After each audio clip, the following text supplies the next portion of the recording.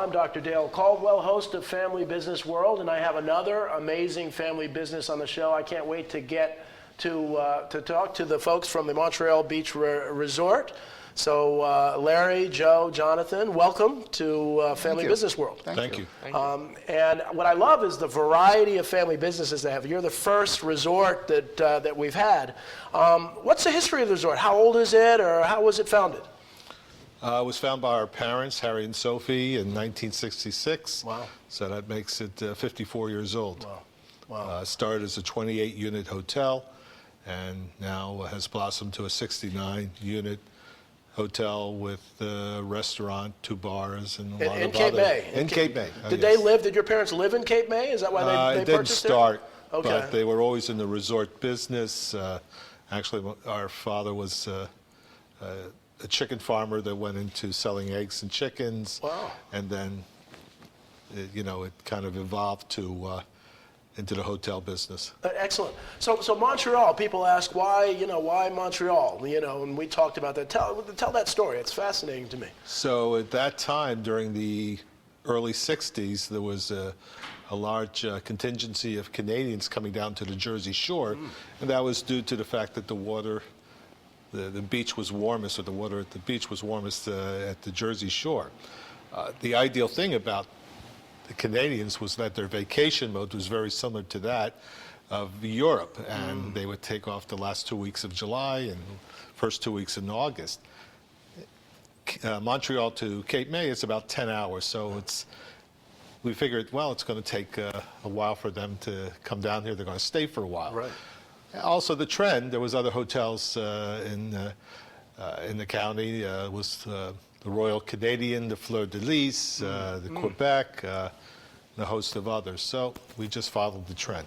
So they have, Cape May has the warmest water. So, Cape Cod is cold. Jersey Shore. The Jersey Shore. So that's wonderful. So now, Joe, how did you get involved? You started at a young age. Yeah, I was,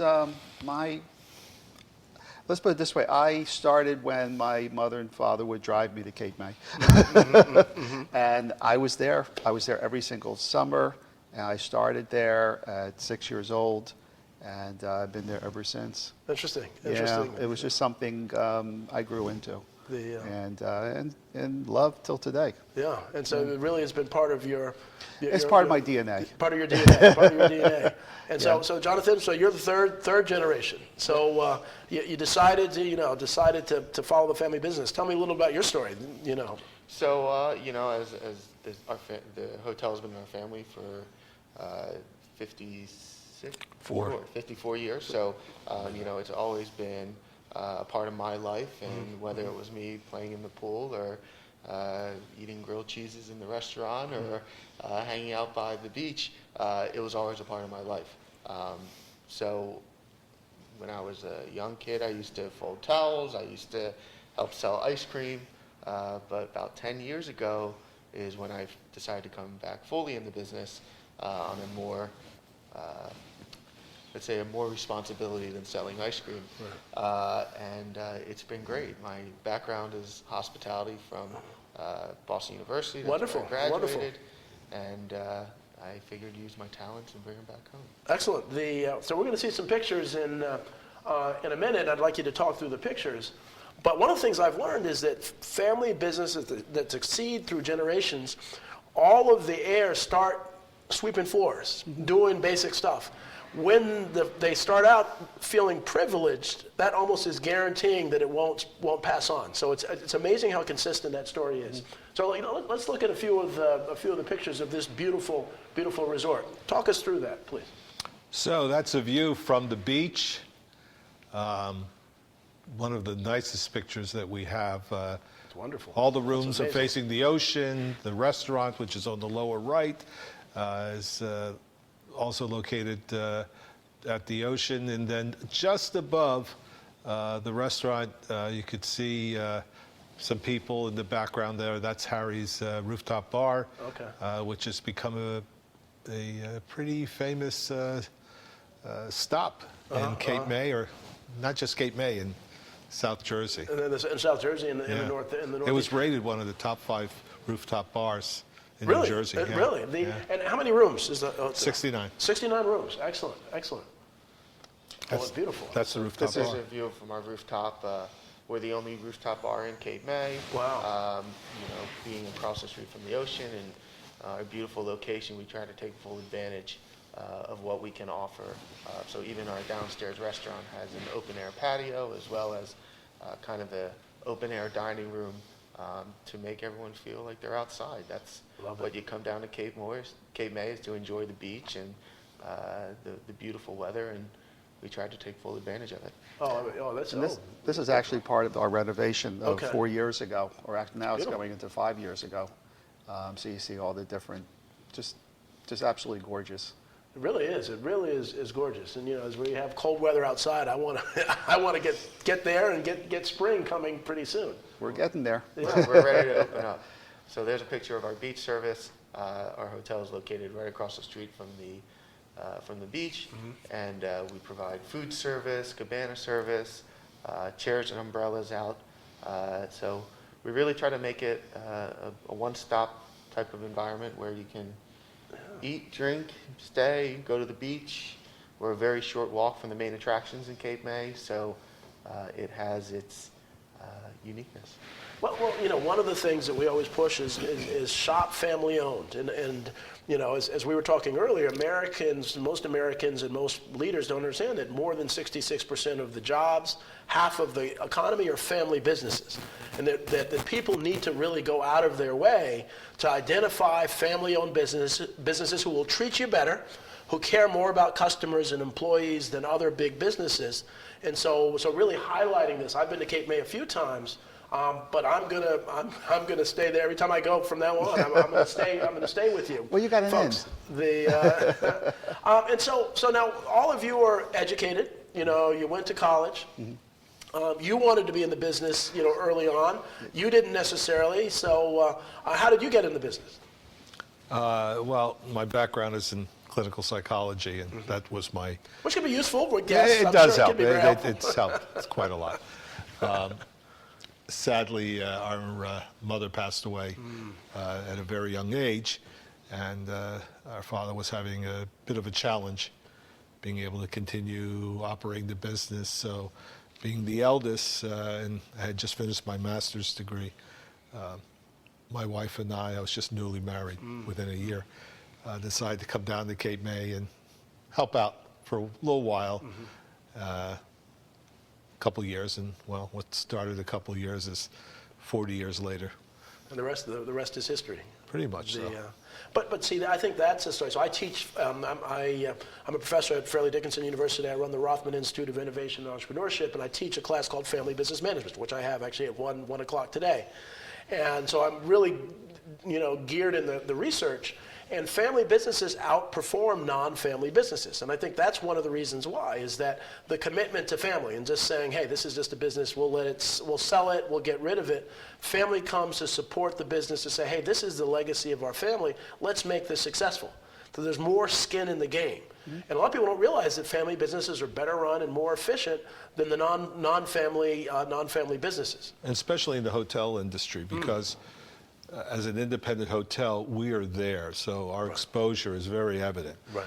Instead of having to deal, let's say, with a general manager, which we have, people will come to us because they've known us for years and years and years to deal with an issue or just to say hello and have a conversation or have a cup of coffee. So it's not unusual for us to be there, hands-on, and our exposure is pretty much all over the place. And so now we're in this state of technology, and you're the youngest one sitting here, and are you kind of adapting some of the new technologies to the business? I think if you don't, you'll be, everyone else will be passing you along. Yeah, without a doubt. Whether it's our computer systems in our restaurant or our hotel, whether it's our marketing strategies, we've really focused a lot on digital marketing and online marketing. I mean, without a doubt, social media plays a huge aspect into our property. We currently have a marketing coordinator who joined our team about 2 or 3 years ago. Before that, each one of us were doing the marketing for the individual restaurant and the hotel. Right. So I mean, it is a trend, or it's constantly evolving, and you have to keep up with that. And the more that we don't, they'll find another hotel or another beach resort town that, and luckily ourselves and Cape May has done a great job of getting our name out there and keeping up with the times and making sure Cape May promotes what it's known for. Yeah, and if our audience hasn't been to Cape May, you've got to go. It's one of the most beautiful places. And so, Joe, so you've been there since you were 6. Have guests changed? What is the clientele? How different is it? I think what's really unique, at least being in a family business, been 54 years, you do see a lot of the same clientele. People that I grew up with, playing in the pool, or going to the beach, and I still see the same people that are my age bringing their kids and their grandchildren. Of course, things change as we all get older, but for the most part, it's families that are coming to the hotel, and we're just seeing the second generation and third generation that are coming. We've had families that have come from certain areas where they would be just one family, right, and now it's exponentially. They'll take 7 rooms, 10 rooms, 15 rooms. Almost family reunions. It's like a group and a family reunion, exactly. Well, wonderful. We're going to take a short commercial break, sure, and then come back afterwards, and I want to pick up right here. Sure.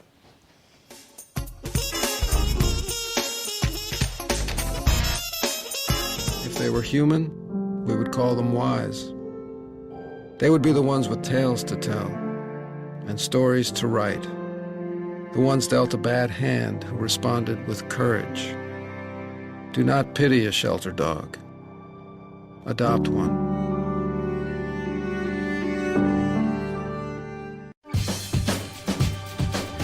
Say we've got grit, and we'll take it as a compliment. Because it's our uncommon drive, our spark within, that brings us together and sets us apart. We are temple made. And when others take shortcuts, when others take breaks, when others take the easy way, we take charge.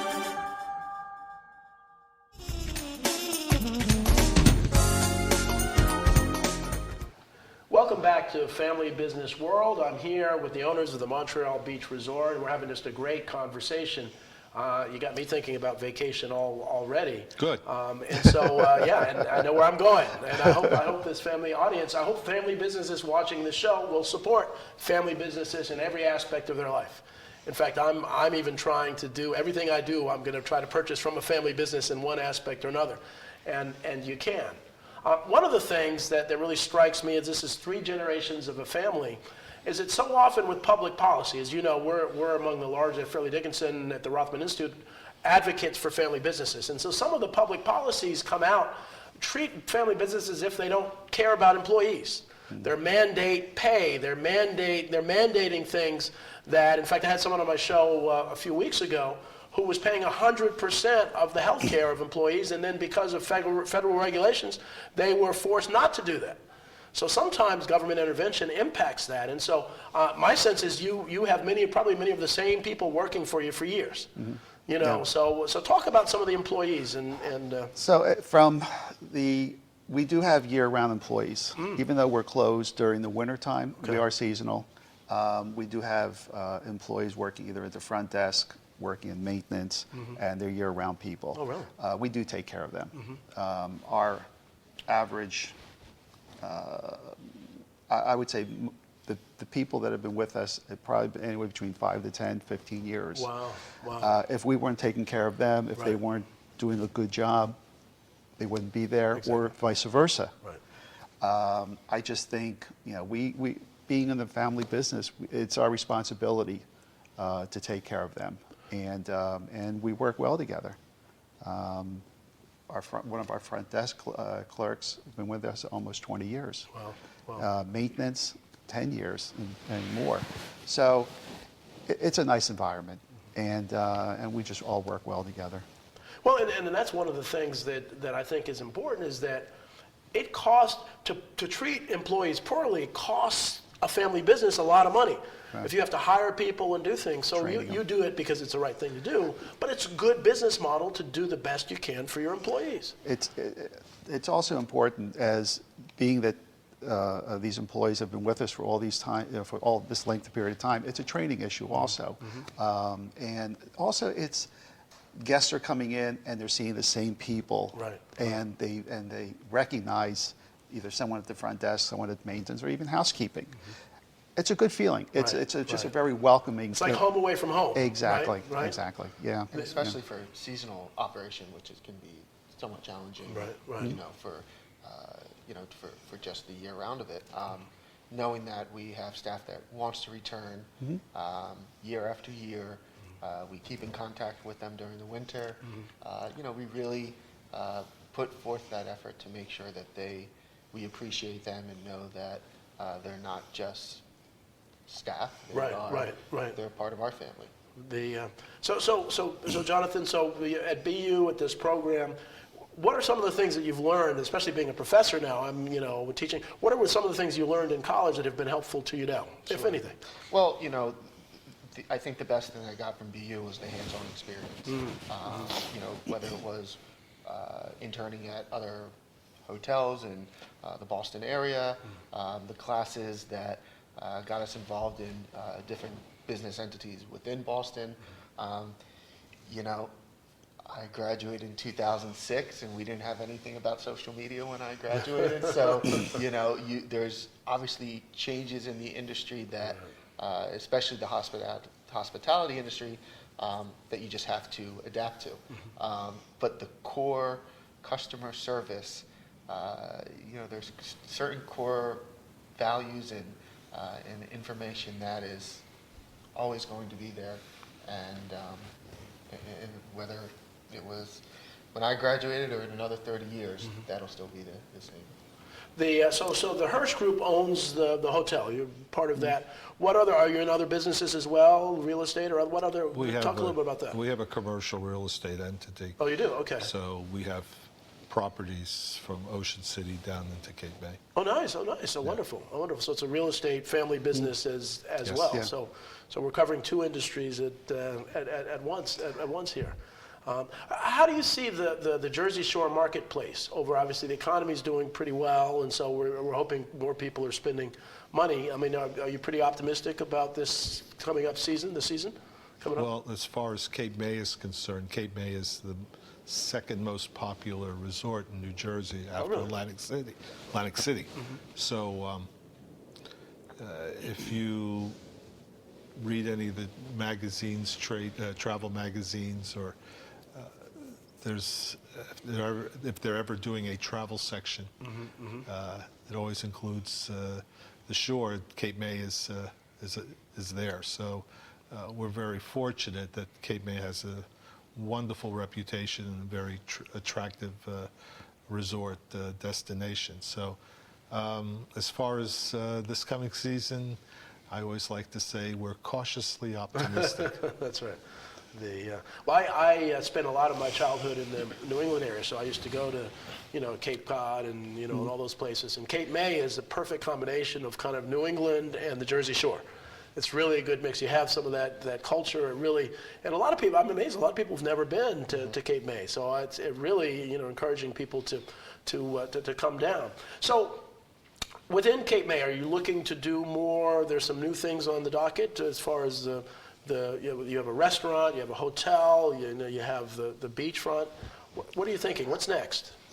Well, we just finished actually a project last year, which we didn't talk about, called Boarding House. Oh, really? It's 11. Actually, Jonathan came up with the idea. It's 11-unit boutique style motel. And we just remodeled that. It was an older place. We bought it a few years ago, and we just finished renovating that this past year. Oh, really? Yeah. Really? And it was his idea, and that's where the younger generation comes in. The new ideas. And it's done really well. We've had one summer, and heading into our second now. Well, I've given a lot of presentations in what I call the entrepreneurial mindset, in that as opposed to the incremental mindset. So the incremental mindset is just want to keep things the same, status quo. Entrepreneurial mindset is always looking. In this day and age, if you're not moving forward, you're moving backwards. Exactly. You've got to try new things, and sometimes you'll fail. But you've got to try new things. I mean, one of the things that I've seen, which is interesting, is gone are the days of the 40-year job at General Motors with the nice pension and so on. Young people, the next generation, it's all entrepreneurship. And so this incubator space is becoming popular where you have, and I don't know if it's hit Cape May yet, because they're part-time residents, but they're some of those things where people will have an office space where they come and they have their own office, they do their stuff, and that could be an opportunity too. Well, Cape May is kind of a very unique. It's been a very unique place right now because Cape May is lucky to have the history that from the Victorian homes to the large hotels where Congress Hall, where people have stayed, presidents have stayed. So we really have that great history, but there's a lot of new things that are happening in Cape May. There are younger business owners who are opening up small coffee shops or retail outlets, small little restaurants. So there's this influx of enthusiasm and entrepreneurship, whether they are third-generation family members or they are first-generation business owners, and they are just Cape May locals. It used to be a destination where it was second homes and summer houses, and there's starting to be younger families that are developing year-round roots, helping Cape May create a year-round activity too. So it's a really exciting time now. And that's a great point, because technology allows you to work anywhere. Yeah. So why work in a dingy town, and you can be working, by the beach in Cape May year-round, running your cyber business. And so that's exciting. That's an exciting future. Your parents would be very proud of what you've done, how do you pay tribute to them? I know I can tell you were very close, and The restaurant's named after our father. is it? Oh, nice. Yeah, Nice. Grandfather Harry's. Okay. I love it. There are pictures everywhere of family in the restaurant. I love it. His family, my family, Larry's, and when we were younger, we found a lot of nice pictures that when we used to do certain things in the restaurant and at the hotel. So that's kind of how we attribute. Well, and I think we're almost out of time. This goes so quickly. Wow. But that's the beauty of it. And so often in this time when we're using, everything's texting, people are texting, and they, family is so important, and legacy is so important. And I love the way that you are honoring your parents in such a great way. So thank you all for coming. No, it's our pleasure. Pleasure. I hope you enjoyed this show, and we will see you next time on Family Business World. Take care. Bye-bye.